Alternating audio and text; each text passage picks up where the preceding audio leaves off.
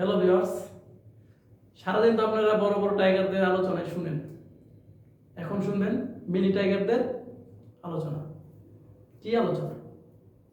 এই mini tiger, আপনারা তো সবাই জানেন যে বর্তমানে অনূর্ধ্ব-19 এশিয়া কাপ চলছে। এখানে বাংলাদেশ অলরেডি ফাইনালে উঠে গেছে।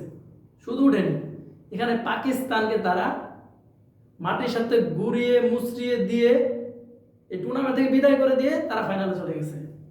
এমনকি তারা ফাইনালে মোকাবেলা করবে চিরপ্রতিদ্বন্দ্বী ইন্ডিয়ার সাথে। আমরা জানি যে এখন চলতেছে এশিয়া কাপ ওয়ানডে টুর্নামেন্ট। সেখানে বাংলাদেশ গ্রুপ পর্বে রানার্স আপ হয়।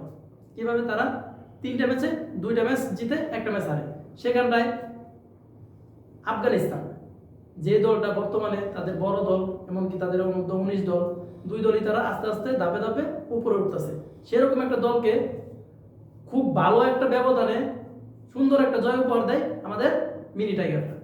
আবার দেখুন, তারপরে একটা ম্যাচ শ্রীলঙ্কার সাথে হাড্ডাহাড্ডি লড়াই করার পরও তারা সেই ম্যাচটা হারে, এবং 3 নম্বর ম্যাচে নেপালকে তারা খুব সহজে হারিয়ে দেয়।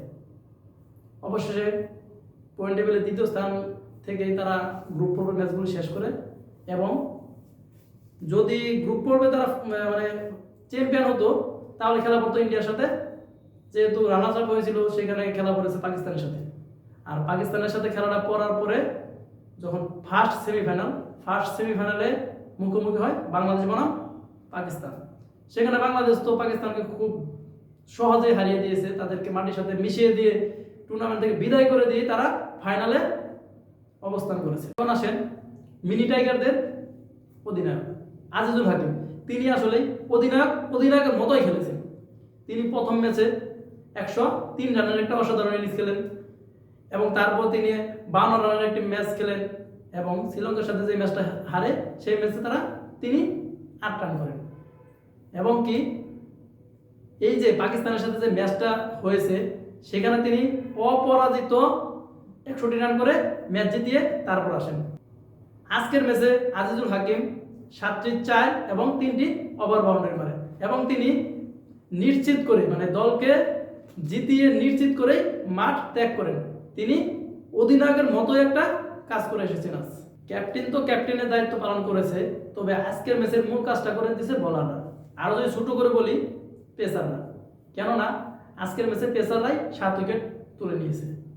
সেখানটায় ইমন নিয়েছে 4টি উইকেট, মারুফ নিয়েছে 2টি, এবং আলফাত নিয়েছে 1টি উইকেট।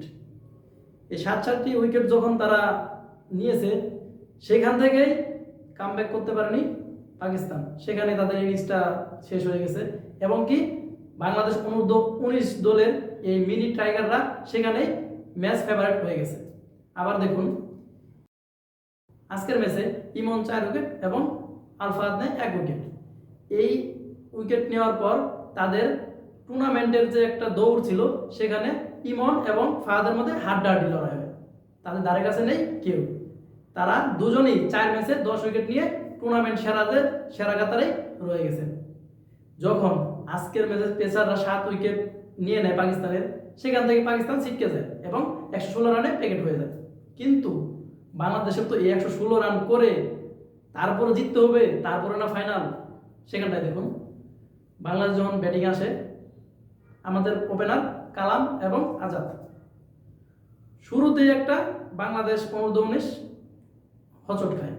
কেননা যখন প্রথম উইকেটটা যায় 20 রানে এবং দ্বিতীয় উইকেট যায় 28 রানে, সেখানটা বাংলাদেশ একটু হচট খায়। কিন্তু ওই যে আমাদের ক্যাপ্টেন আছে, তিনি তো কাজের কাজটা ঠিকই করে গেছেন। তিনি অপরাজিত একটা ইনিংস খেলেন।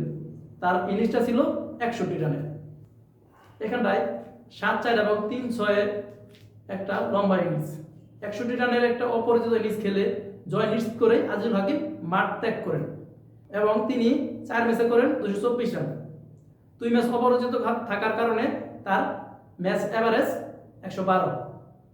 এখানে তার একটা সুযোগ রয়ে গেছে, কেননা তার যে রান 224, তার চেয়ে এগিয়ে আছে 2 জন প্লেয়ার। সে 2 জন প্লেয়ারই হচ্ছেন পাকিস্তানের। কিন্তু পাকিস্তান তো টুর্নামেন্ট থেকে ছিটকে গেছে। সেক্ষেত্রে বাংলাদেশের আজিজুল হাকিমের একটা সুযোগ রয়ে গেছে যে টুর্নামেন্টের সেরা প্লেয়ার হওয়ার জন্য।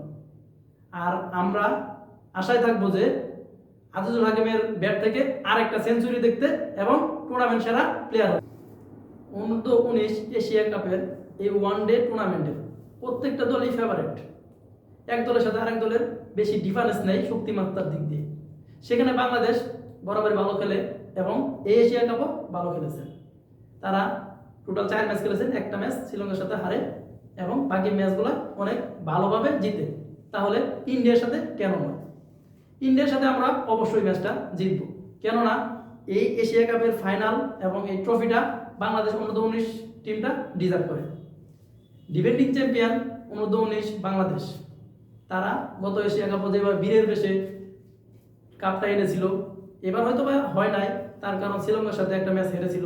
গত এশিয়া কাপে তো একটা ম্যাচও হারতে হয় নাই এই মিনি টাইগারদের। এবার হয়তো ডিফারেন্ট হবে, কিন্তু আমরা আশা করতেই পারি যে এবারও তারা এশিয়া কাপটা নিয়েই বীরের বেশে ঘরে ফিরবে।